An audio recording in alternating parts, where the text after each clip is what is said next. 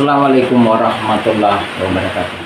Rekan-rekan mahasiswa yang budiman, pertemuan kedua ini lanjutan dari materi tentang sejarah bahasa. Selanjutnya Bapak ingin menjelaskan tentang kata Indonesia. Indonesia ini memang ada beberapa istilah seperti Hindia belakang, Nusantara ini disebut Hindia belakang, Indonesians, tetapi yang pasti bahwa I.R. Logan telah perkenalkan nama Indonesians itu di Jerman, salah satu majalah yang terbit tahun 1889. Banyak juga pendapat lain bahwa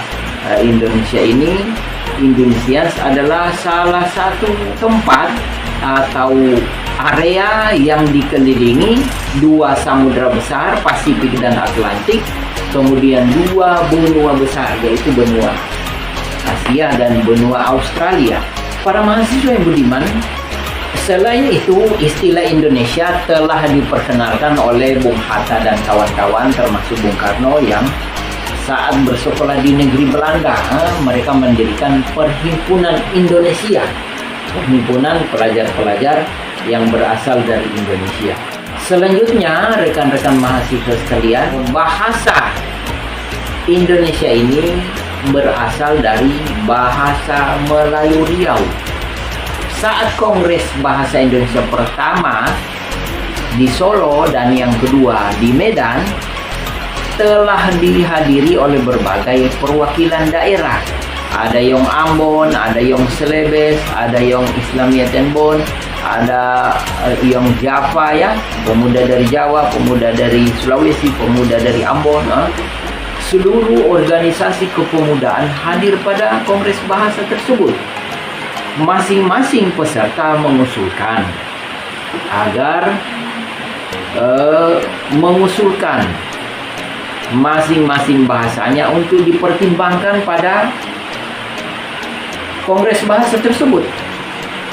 Maka atas kesepakatan beberapa ahli linguistik termasuk Muhammad Yamin, Sultan Takdir Ali Syahbana, Rustam Effendi, beberapa ahli-ahli linguistik lainnya yang ada saat itu sepakat bahwa yang cocok, yang pas, yang memenuhi standar untuk menjadi bahasa pemersatu dari sekian belas ribu suku dan bahasa yang ada di Nusantara Indonesia ini, yang lebih sesuai, tidak menyulitkan, mudah mengikuti perkembangan teknologi informasi, yaitu bahasa Melayu Riau.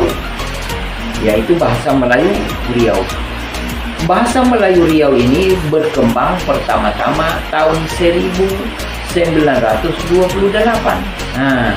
Waktu terbitnya roman pertama Azab dan Sengsara karya Merari Siregar.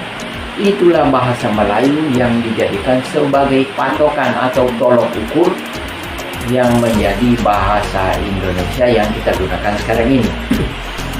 Para mahasiswa yang budiman, sejak abad ketiga keempat telah digunakan bahasa Melayu di Nusantara. Abad keempat, Kerajaan Kutai telah menggunakan bahasa Melayu kuno. Abad kelima, di Jawa Barat telah ada kerajaan yang menggunakan bahasa Melayu. Abad ke-6-7 telah ada kerajaan Sriwijaya. Kerajaan Sriwijaya inilah yang merupakan satu kerajaan yang telah menggunakan bahasa Melayu sebagai bahasa pengantarnya di perguruan tinggi. Ada perguruan tinggi agama Buddha di kerajaan Sriwijaya Palembang. Dua guru besarnya itu yaitu Sakyakirti dan Dharmapala yang dari India itu menggunakan bahasa Melayu, mengajar tentang agama Buddha di kerajaan Sriwijaya. Kerajaan Sriwijaya adalah kerajaan maritim. Lalu lintas perdagangan sangat itu luar biasa. Dari Jalan Sutra, dari perdagangan internasional, dari Singapura terus turun, melewati dan singgah di bandar pelabuhan Sriwijaya Palembang, kemudian menjadi pelabuhan transito ataupun bagi berbagai perdagangan. Ada yang ke Jawa, barang-barang itu ada yang dilangsungkan di daerah Australia, ada yang di daerah timur sana, Maluku, Ambon, pulau-pulau Nusa Tenggara Barat, Bali, Lombok, Sumba, Sumbawa, Alor, Solor, Wetar Timur, terus sampai ke daerah Port Moresby atau Papua New Guinea, bahkan beberapa negara yang ada di kawasan antara Papua New Guinea dan Tasmania Hobart serta Australia. Para mahasiswa yang budiman, bahasa Melayu berkembang sangat pesat. Mengapa berkembang di Sriwijaya? Karena mayoritas orang-orang Melayu yang di Palembang itu yang berdagang di kerajaan Sriwijaya itu banyak Melayu tetapi keturunan Cina. Olehnya itu orang-orang Palembang itu wajah mereka itu putih bersih, banyak juga yang mata sipit itu. Mereka keturunan Cina.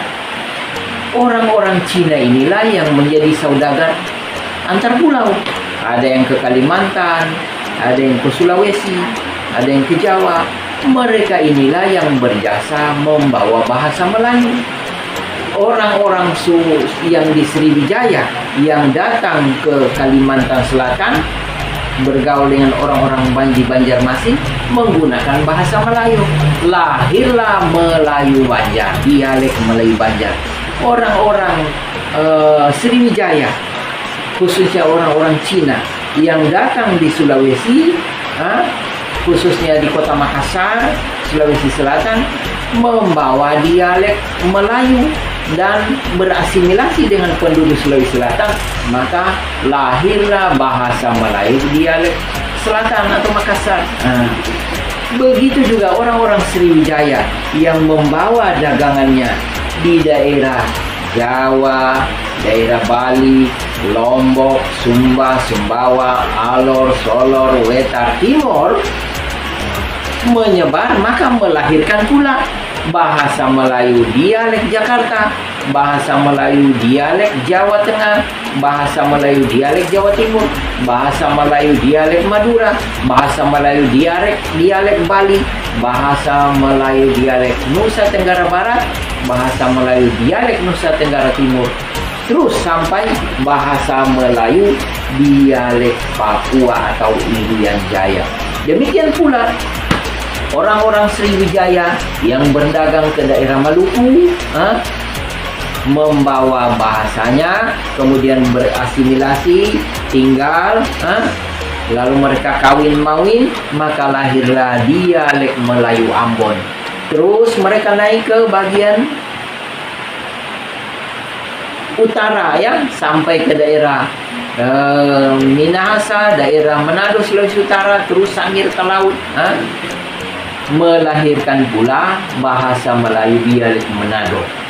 Para mahasiswa yang budiman, itulah mengapa berkat jasa orang-orang yang ada di Sriwijaya yang menyebarkan bahasa Melayu, sehingga pada Kongres Bahasa 1 dan 2 Solo dan Medan sepakat bahwa bahasa Melayu telah dikuasai oleh seluruh penduduk yang ada di Nusantara ini. Maka layaklah kiranya bahasa Melayu, yaitu bahasa Melayu Tinggi atau bahasa Melayu Riau, ditetapkan sebagai bahasa Indonesia, yaitu bahasa yang mempersatukan bangsa Indonesia. Para mahasiswa yang budiman, beberapa ahli bahasa dan sastra Indonesia menetapkan bahwa fase-fase perkembangan bahasa Indonesia ini yang pertama sejak terbitnya roman Azab dan Sengsara yang ditulis oleh Merari Siregar. Yang kedua yaitu tahun 1920 dengan terbitnya lahirnya Angkatan Balai Pustaka. Yang kedua berdirinya Angkatan Pujangga Baru yang dipelopori oleh Sultan Takdir Ali Sabana. Profesor Ali Sabana selanjutnya mendirikan Balai Bahasa. Kemudian Yang ketiga, tahun 1945 berdiri satu angkatan yang disebut dengan Angkatan 45. Di situ banyak melahirkan pujangga sastrawan yang menulis tentang puisi. Sedangkan tahun 1920 Balai Pustaka dan Pujangga Baru ini lebih banyak menulis tentang cerpen, roman, novel ya, dan kisah-kisah hikayat serta dongeng. Selanjutnya tahun 1966 terjadi revolusi kemerdekaan, maka berdirilah satu angkatan yaitu Angkatan 66. Terus salah satu angkatan juga berdiri tahun 70-an hingga tahun 1980-an, tetapi tidak terlalu termasyhur. Para mahasiswa yang budiman, perkembangan bahasa ini, bahasa Melayu telah berkembang setiap 5 tahun. Diundang seluruh ahli biologi, zoologi, pertanian, ahli astronomi perbintangan, ahli fisika ya, ahli ilmu pengetahuan, filsafat, ya, sejarah diundang untuk menyampaikan masukan-masukan, dokumen-dokumen, teori-teori tentang istilah dan kosakata baru yang melengkapi khasanah kebahasaan, yaitu bahasa Indonesia. Rekan-rekan mahasiswa yang budiman, oleh karena itu memang apabila kita memiliki pengetahuan tentang bahasa, maka kita akan memiliki kecerdasan. Bahasa adalah jendela dunia.